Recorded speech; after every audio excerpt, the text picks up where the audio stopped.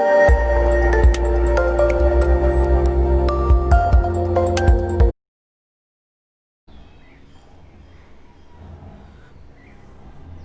Everyone, very good morning. आज की इस वीडियो में हम लोग पढ़ने वाले हैं कक्षा 8 का विज्ञान चैप्टर नंबर 6 कोशिका से अंग तंत्र तक। तो आप सभी लोग अपनी कॉपी और पेन निकाल लीजिएगा। जो भी प्रश्न यहाँ पे कराए जाएंगे वेरी इंपॉर्टेंट प्रश्न है, आप सभी लोग उसको अपनी कॉपी में नोट करते चलेंगे। सबसे पहले यहाँ पे बात आई है कोशिका की। तो कोशिका क्या होता है? अगर कोशिका की परिभाषा आपसे पूछा जाए तो क्या बताएंगे? तो कोशिका की परिभाषा यह है, यह हमारे शरीर की सबसे छोटी संरचनात्मक तथा कार्यात्मक इकाई है। जिस प्रकार से कोई आप मकान बनाते हैं तो मकान की सबसे छोटी इकाई की बात करते हैं तो उसमें क्या होता है? ईंटा होता है। उसी प्रकार से हमारी बॉडी में जो सबसे छोटी इकाई है, किससे हमारी बॉडी का निर्माण हुआ है, उसका नाम है कोशिका। तो आप बता सकेंगे आज के बाद कोशिका किसे कहते हैं? तो हमारे शरीर की सबसे छोटी तथा कार्यात्मक इकाई होती है, उसे हम क्या बोलते हैं? कोशिका बोलते हैं। कुछ ऐसे जीव होते हैं जिनके शरीर में सिर्फ एक कोशिका पाई जाती है, उनको हम बोलते हैं एक कोशिकीय जीव, जैसे कि यूग्लिना आप नाम याद करें लेंगे। और कुछ ऐसे जीव होते हैं जिनके शरीर में बहुत ढेर सारी कोशिकाएं पाई जाती हैं, उनको हम बोलते हैं बहुकोशिकी। तो एक होता है आपका एक कोशिकी और दूसरा होता है बहुकोशिकी। बहुकोशिकी के अंतर्गत जैसे कि मनुष्य हैं, मनुष्य के अंदर बहुत, उनके बॉडी के अंदर बहुत ढेर सारी कोशिकाएं पाई जाती हैं, इसलिए उनको बहुकोशिकी कहा जाता है। हमारे बॉडी का निर्माण जो होता है, सबसे छोटी जो इकाई है कोशिका है। कोशिका से हमारा ऊतक बनता है, इसको हम टिश्यू बोलते हैं। फिर उसके बाद ऊतक से हमारा अंग बनता है, अंग से अंग तंत्र, और इस प्रकार हमारे शरीर का निर्माण होता है। अब इस चैप्टर के जो महत्वपूर्ण प्रश्न है उस प्रश्न अभ्यास को हम यहाँ पे देखेंगे। पहला प्रश्न है, निम्नलिखित में से सही विकल्प चुनकर अपनी अभ्यास पुस्तिका में लिखिए। 4 ऑप्शन दिए गए हैं एक प्रश्न के, जिसमें से एक सही है और सही के सामने हमें सही का निशान लगाना है। प्रश्न नंबर 1 है, एक कोशिकीय जीव का उदाहरण है। तो एक कोशिकीय जीव का उदाहरण कौन सा है? मनुष्य। मनुष्य कैसा होता है? बहुकोशिकीय। हाथी भी उसी वर्ग में आता है और आपका बरगद भी उसी वर्ग में आता है। तो जो अमीबा होता है, अमीबा है, यूग्लिना है, कहीं ना कहीं आपके एक कोशिकीय जंतु के उदाहरण यानी कि जीव के उदाहरण। तो इसका राइट आंसर हो जाएगा ऑप्शन नंबर सा, यानी कि एक कोशिकीय जीव कौन से हैं? एक तो आपका अमीबा हो गया, हमने एक का बताया था यूग्लिना। इसको दोनों को आप याद कर लेंगे। प्रश्न नंबर खा, पादप कोशिका की प्रमुख विशेषता है। तो पादप कोशिका की कौन कौन सी विशेषता हैं उसके बारे में हम देखते हैं। 4 ऑप्शन दिए गए हैं जिसमें से एक सही होगा। आइए देखते हैं। पहला ऑप्शन है कोशिका भित्ति, यानी पादप कोशिका में कहीं ना कहीं कोशिका भित्ति पाई जाती है, ये बात बिल्कुल सही है। दूसरा पॉइंट है हरित लवक, यानी कि जो हरित लवक होता है जिसको हम क्लोरोफिल कहते हैं, जो कि हमारा प्रकाश संश्लेषण क्रिया द्वारा होता है, जो पत्तियाँ जिसके कारण हमें हरी दिखाई देती हैं, कहीं ना कहीं ये पादप कोशिका में पाया जाता है, ये बात बिल्कुल सही है। तीसरा पॉइंट है बड़ी रिक्तियाँ, इनके जो कोशिका होती हैं, कोशिका के अंदर जो रिक्तियाँ होती हैं कहीं ना कहीं बड़ी पाई जाती हैं, ये बात भी बिल्कुल सही है। यानी कि ऑप्शन नंबर डी आपका सही हो जाएगा। उपरोक्त सभी जो यहाँ पे ऑप्शन दिए गए हैं सभी बिल्कुल सही हैं। प्रश्न नंबर अगला है, ऑक्सिन है। ऑक्सिन क्या है? तो पहला ऑप्शन है जंतु हार्मोन्स, दूसरा ऑप्शन है औषधि, तीसरा ऑप्शन है उत्सर्जी पदार्थ, जबकि चौथा ऑप्शन है पदार्थ हार्मोन्स। तो इसका राइट आंसर हो जाएगा ऑप्शन नंबर द। जो ऑक्सिन होता है ना कहीं आपका पादप हार्मोन्स है। क्या है? पादप हार्मोन्स है। इसको आप ध्यान में रखेंगे इस प्रश्न को। प्रश्न नंबर अगला है, फलों को पकाने के लिए कौन सा हार्मोन्स उपयोग किया जाता है? जो फल होते हैं उनको पकाने के लिए किस केमिकल या हार्मोन्स का हम प्रयोग करते हैं? आप देखते होंगे कभी कभी आप कच्चे फल लाते हैं, तोड़ करके उसको रख देते हैं, लेकिन कुछ केमिकल मिला के उसको रखा जाता है, तो उससे हमारा जो फल होता है पक जाता है।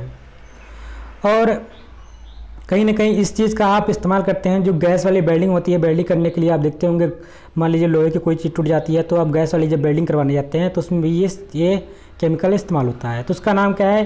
पहला ऑप्शन है ऑक्सिन, दूसरा ऑप्शन है एब्सिसिक अम्ल, तीसरा ऑप्शन है एथिलीन, जबकि चौथा ऑप्शन है साइटोकाइनिन। तो इसका राइट आंसर हो जाएगा ऑप्शन नंबर सा, यानी एथिलीन। तो एथिलीन जो केमिकल है, हार्मोन्स है, कहीं ना कहीं इसका इस्तेमाल हम फलों को पकाने के लिए करते हैं। और जो आपकी बिल्डिंग, गैस वाली बिल्डिंग होती है, इसमें भी एथिलीन का उपयोग होता है। प्रश्न नंबर 2, रिक्त स्थानों की पूर्ति करें। यहाँ पे कुछ कथन दिए गए हैं जिसमें रिक्त स्थान है, उनका हमें उसको पूर्ण करना है। तो पहला प्रश्न है आपके सामने, जंतुओं में हार्मोन्स द्वारा स्रावित होते हैं। जो जंतुओं में हार्मोन्स होते हैं किस ग्रंथि के द्वारा स्रावित होते हैं, इसके बारे में बात करेंगे। आपके पास 3 ग्रंथियाँ होती हैं, एक होती है अंतःस्रावी ग्रंथि, एक होती है बाह्यस्रावी ग्रंथि, एक होती है मिश्रित ग्लैंड, इंग्लिश में ग्लैंड बोलते हैं। यानी कि 3 प्रकार की आपकी बॉडी में 3 प्रकार की ग्रंथियाँ पाई जाती हैं। जंतुओं के पास 3 प्रकार की ग्रंथियाँ पाई जाती हैं। आपसे पूछा अगर जाए एग्जाम में तो बताइए कि मनुष्य यानी कि जीव जंतुओं में कितने प्रकार की ग्रंथियाँ यानी ग्लैंड पाई जाती है, तो आप 3 बताएंगे कौन सी। एक तो अंतःस्रावी होता है, एक बाह्यस्रावी होती है, जबकि एक मिश्रित होती है जो अंत और बाह्यस्रावी का मिक्सअप होता है। तो जो जंतुओं के हार्मोन्स होते हैं वो कहाँ से स्रावित होते हैं, तो अंतःस्रावी ग्रंथियों द्वारा स्रावित होते हैं। इसका राइट आंसर हो जाएगा, यानी कि इसका खाली स्थान भरेंगे अंतःस्रावी ग्रंथियाँ। अगला प्रश्न है आपके सामने, प्रश्न नंबर खा, कोशिका सजीवों की खाली स्थान है, रचनात्मक खाली स्थान है, उसके बीच में भरना है हमको रचनात्मक एवं कार्यात्मक इकाई है। हमने बताया था शुरुआत में ही, जो कोशिका होती है हमारी बॉडी की सबसे छोटी संरचनात्मक या रचनात्मक एवं कार्यात्मक इकाई है। तो खाली स्थान में भरेंगे रचनात्मक एवं कार्यात्मक। खाली स्थान है, ऊतक पौधों की लंबाई में वृद्धि करने में सहायक है। वेरी वेरी इंपॉर्टेंट, कई बार एग्जाम में पूछा जा चुका है। जैसे कॉम्पिटिटिव एग्जाम होते हैं वहाँ पर भी ये प्रश्न पूछे जाते हैं। तो आप देखेंगे कभी भी कोई एग्ज़ाम उठा लीजिए, अगर आपका वहाँ पे साइंस का टॉपिक है तो कहीं ना कहीं आप देखेंगे इस प्रकार के जो प्रश्न यहाँ पे दिए जाते हैं, 1-2 प्रश्न आपको देखने के जरूर मिलते हैं। तो यहाँ पे खाली स्थान था, यानी कि जिब्रेलिन। अभी ये जिब्रेलिन वाला जो क्वेश्चन आया है ये शायद लास्ट ईयर में टेट वाला जो आपका एग्जाम हुआ था, टेट या सीटेट में, उसमें ये क्वेश्चन पूछा गया था। ये जो जिब्रेलिन लिखा हुआ है, यानी जिब्रेलिन का उपयोग किस में होता है, जो ऊतक होते हैं पौधों की लंबाई के में वृद्धि करने में सहायक होता है। यानी जो जिब्रेलिन आपका है वो कहीं ना कहीं ऊतक पौधों की लंबाई में वृद्धि में सहायक है। यानी खाली स्थान में भरेंगे जिब्रेलिन। तो आप कभी भी आपका नाम आपके सामने जिब्रेलिन जैसा वर्ड आपके सामने आए तो आपको ध्यान में रखना है कि किस में सहायक होते हैं। जो पौधे होते हैं उनके ऊतक की वृद्धि में सहायक होते हैं, जो पौधों की जो ऊतक होते हैं उनकी वृद्धि में ये सहायक होते हैं। अगला प्रश्न है, शरीर के बाह्य सुरक्षात्मक आवरण बनाने में ऊतक सहायक करता है। तो कौन सा ऐसा ऊतक है जो हमारे शरीर के बाह्य, जो हमारा बाह्य सुरक्षात्मक आवरण होता है उसके बनाने में सहायक करता है। तो एपिथेलियम नामक का एक ऊतक होता है जो हमारे शरीर के बाह्य सुरक्षात्मक आवरण को बनाने में सहायता प्रदान करता है। जिसको आप नाम याद रखेंगे, एपिथेलियम। अगला प्रश्न है, समान रचना एवं कार्य प्रणाली वाली कोशिका के समूह को क्या कहते हैं। तो जो समान रचना एवं कार्य प्रणाली वाली कोशिका होती है उसके समूह को क्या बोलते हैं, क्योंकि हम जो कोई कोशिका कई कोशिका मिलकर मिलते हैं तो उसको हम क्या बोलते हैं, ऊतक बनाते हैं। जब कई कोशिकाएं एक साथ मिलती हैं तो कहीं ना कहीं ऊतक का निर्माण होता है। तो यहाँ पे लिखा है कई कोशिकाओं के समूह को क्या बोलते हैं। अगर आपसे कभी भी पूछा जाए कोशिकाओं के समूह को क्या बोलते हैं तो आप बताएंगे ऊतक, यानी कि टिश्यू, इंग्लिश में बोलते हैं टिश्यू। यानी खाली स्थान में क्या भरेंगे, ऊतक भर देंगे।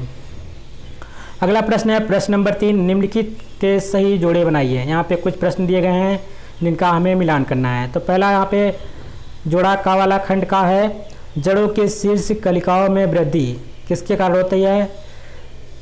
मक्खी क्या है, बहुकोशिकीय किस प्रकार का जीव है, तंत्रिका ऊतक क्या है, तंत्रिका ऊतक का कार्य क्या है, और संवहन ऊतक का क्या कार्य है। तो जड़ों के शीर्ष कलिकाओं में वृद्धि किसके कारण होती है, तो प्रतिभाजी ऊतक होता है, उसके कारण जो जड़ों की शीर्ष कलिकाओं में वृद्धि होती है वो किसकी वजह से होता है, प्रतिभाजी ऊतक की वजह से।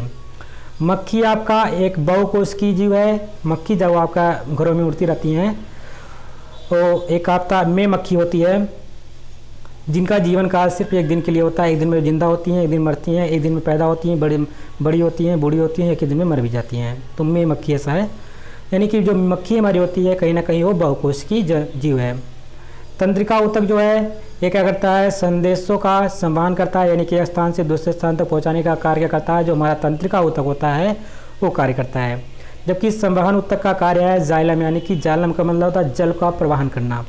एक आपका शब्द आता है जाइलम, एक आपका शब्द आता है फ्लोएम।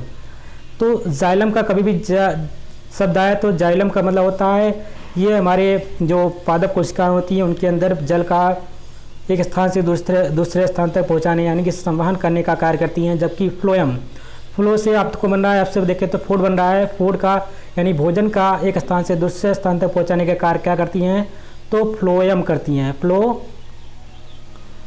है। तो फ्लोएम का कार्य क्या है, फूड यानी कि भोजन पहुंचाने का। जाइलम का काम क्या है, जा से जल बना आपका, जाइलम यानी कि जल, यानी जल पहुंचाने का यानी कि पानी पहुंचाने का कार्य करती हैं। तो कई ये भी एग्जाम में वेरी इंपॉर्टेंट क्वेश्चन है, ये भी कई बार एग्जाम में पूछा गया है। तो जितने भी प्रश्न यहाँ पे कराए जाते हैं सभी इंपॉर्टेंट है, सबको आप अपनी कॉपी में नोट करते चलेंगे। अगला प्रश्न है प्रश्न नंबर 4, निम्नलिखित में से सही कथन के आगे सही का निशान लगाइए तथा गलत कथन के आगे गलत का निशान लगाइए। जो कथन सही है उनके सामने में सही का निशान लगाना है, जबकि जो कथन गलत है उनके सामने हमें गलत का निशान लगाना है।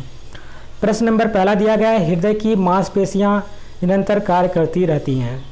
तो ये बिल्कुल सही है। जो हमारा हार्ट होता है रेगुलरली 24/7 यानी कि 24/7 आपका हर वक्त काम करती रहती हैं, क्योंकि जो हृदय की मांसपेशियां ही जो हैं कि हृदय को यानी कि जो हमारे हार्ट होता है उसको पंप करने में सहायक होती हैं। तो अगर हम पूछते हैं, अगर मैं ये बताइए कि हृदय का जो साउंड होता है किस प्रकार का होता है, आप सुनते होंगे धक धक धक धक, ऐसा नहीं होता है, ठीक है। तो इसमें लब और डब का जैसा साउंड आता है, लब और डब। जब ओपन होती हैं तो लब और जब बंद होती हैं तो डब जैसा यहाँ पे साउंड आता है। तो इसको आप ध्यान में रखेंगे। जो हृदय की धड़कन होती है, जो आवाज़ होती है, कैसी होती है, लब और डब की। प्रश्न नंबर खा, फ्लोएम ऊतक जंतुओं में पाया जाता है। तो ये बात बिल्कुल गलत है जो हमने बताया। फ्लोएम कहाँ पे पाया जाता है, फ्लोएम का कार्य जो होता है वो भोजन को एक स्थान से दूसरे स्थान तक संवहन करने में काम होता है। जबकि ये किसमें पाया जाता है, ये आपका पादप कोशिका यानी पादप में पाया जाता है। जो आपके पेड़ पौधे हैं उसके अंतर्गत ये पाए जाते हैं। तो ये आपका ऑप्शन गलत हो जाएगा। अगला प्रश्न है प्रश्न नंबर गा, अमीबा बहुकोशिकीय जीव है। ये बात बिल्कुल गलत है। आपने देखा था अमीबा किस प्रकार का जीव था, तो अमीबा एक कोशिकीय जीव था, एक कोशिकीय। प्रश्न नंबर अगला है घा, सजीव कोशिका से बने हैं। तो सजीव जो हैं कोशिका से बने हैं, ये बात बिल्कुल सही है। जितने भी सजीव हमारे हैं कहीं ना कहीं कोशिका से मिलकर बना, उनका निर्माण हुआ है। आपने देखा है एक कोशिका कई कोशिकाएं मिल करके अपना ऊतक बनाती हैं, ऊतक से अंग, अंग से अंग तंत्र, इस प्रकार से हमारे शरीर का निर्माण हो जाता है। प्रश्न नंबर अगला है, सभी कोशिकाओं में कोशिका भित्ति पाई जाती है। तो ऐसा नहीं है कि सभी कोशिकाओं में कोशिका भित्ति सिर्फ किसमें पाई जाती है, जो पादप कोशिकाएं होती हैं उसके अंतर्गत पाई जाती हैं, यानी कि ऑप्शन आपका गलत हो जाएगा। ये पार्ट यहीं पे कंप्लीट होता है। अगला पार्ट अगले वीडियो में मिलेगा।